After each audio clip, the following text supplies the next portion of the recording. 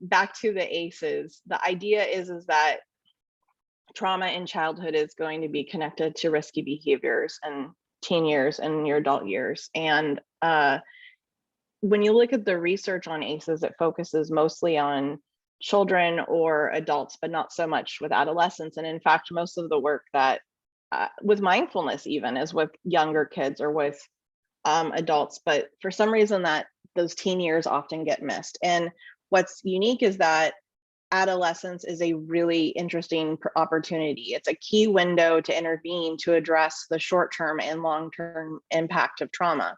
If we intervene in these years, it can be very preventative for health issues and just as someone's moving into their adulthood. Over half of adolescents aged 12 to 17 in the United States has been exposed to at least one of these experiences on the ACEs, and 1/4 or 28% experience 2 or more. And when you look at the ACEs, by the way, it's looking at childhood. It's not necessarily looking at things that happen to you specifically in your teen years. And the ACEs is filled out by people of all ages. And in fact, it was originally used with adults. And I think as we've moved forward in our ACEs research, people are completing it, thinking about themselves not only in their childhood years, but their adolescent years.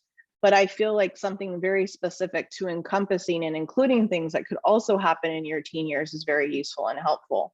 So I've come up with what I call the AYES, AYES, or the Adverse Youth Experiences Inventory. So I've come up with this and that there's 4 different sections. So I'm going to dive into it just a little bit. And you have the next 2 slides, which is the AYES inventory in your packet. And feel free to use this to help you further assess what's going on in the adversities in the lives of those you're working with, whether they're an adult or a teen. So the first section are, what are issues someone themselves is dealing with? So mental health issues, more specifically substance or alcohol abuse, chronic illness like a physical health problem that's debilitating, issues regarding sexual identity, gender identity, issues around their ethnicity, their racial identity, impact of issues with the legal system, and or other disabilities or things that they're doing that are engaging that are harming themselves in some way. So that would be things that they themselves are engaging in. So that is section 1. Section 2 is external abuse. So someone is in their household or someone that they're in a relationship with, in a romantic partner or a peer. So in a relationship that this person is experiencing physical abuse, including domestic or intimate partner violence, sexual abuse, emotional abuse, or neglect. So that would be the second category. So as you can see, the ACEs had 10, and this is the 13, and the AYES has 30. So the third section is your family or your household system. So in the family that this person is living in or in their environment is dealing with, whether it's a parent, a legal guardian, a sibling, someone who's just staying in their house that is there, a family, relative, whomever it might be, like maybe it's a roommate, who knows, whomever is in their household system, not just their immediate family, not just their biological family.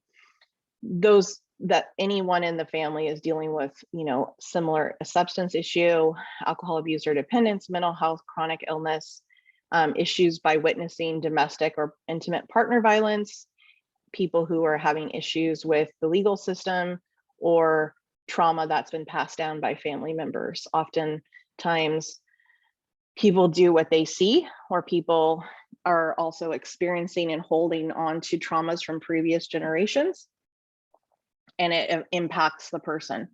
And then the last section is, this person's wider world. So they are experiencing disadvantages in their community, in their schooling, legal system, political or geographic system. So someone who's experiencing poverty or economic hardship, discrimination, community violence, homelessness, or dealing with problems accessing services such as education or healthcare.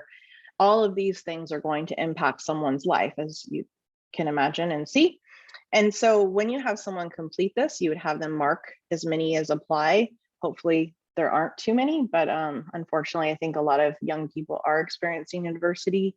And when they would just score how many they had marked and indicated on the previous 2 pages. I want to take a brief moment to check in, see if anyone has any questions or comments around the A's.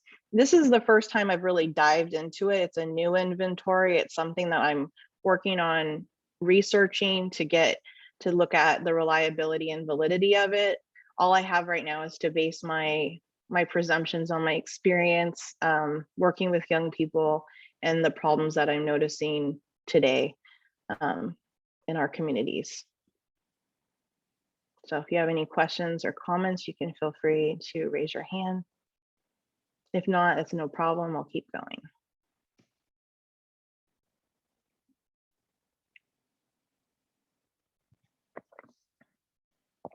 All right.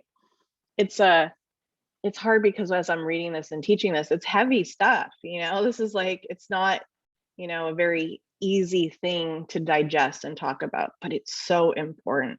And someone needs to talk about it and someone needs to look at it, because all of us in here have experienced some sort of adversity or trauma in our lives. I don't think it's possible to not. It's not that you've had a ton, but we all, when I say that, I'm sure you have something in your mind come to the forefront, come to your attention.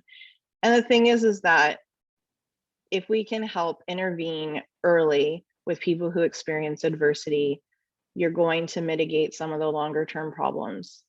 When you look at the mental health disorder of PTSD, if someone, let me go, in an immediate crisis situation, and for example, if someone who works with, let's say, the Red Cross, someone who has trauma, is trauma certified, goes into a community that has experienced a trauma or tragedy, if someone talks about that trauma or experience quickly or quicker, soon thereafter, you can actually mitigate the trauma from becoming PTSD. You can help someone from having this acute situation become a more chronic problem. It's not that they're not impacted by a situation, but sometimes just talking about it, working it through, can change the trajectory and outcome for that. So what I'd like to say is, yes, we're talking about difficult things, but I'm going to talk about how to work with those difficult things, how to resource someone to, once they've identified that adversity, once they've identified if they've experienced trauma or are experiencing trauma, what can they do with it? What can they do about it? So I'm going to go ahead and move on to that.